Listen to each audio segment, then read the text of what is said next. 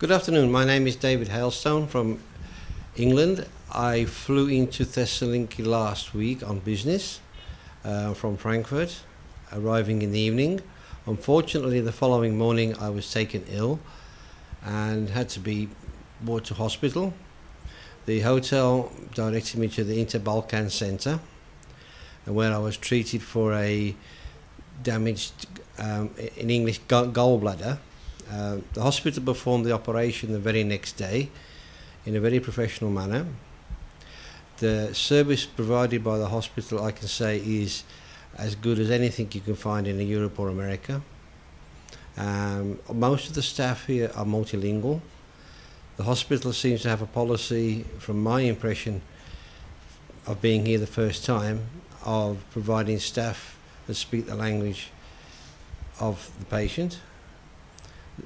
You're constantly attended to. The doctors visit you 2 or 3 times a day, even at the weekends. Professor Christophorus and his team, I think, performed an excellent job.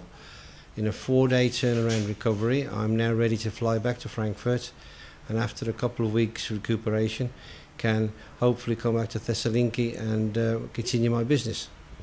From my position as an international traveller in my business life, given the close air links between most of the countries in Europe, Greece is probably a very good location for international medical services, and may I call it medical tourism. The flight from Frankfurt is only 2.5 hours.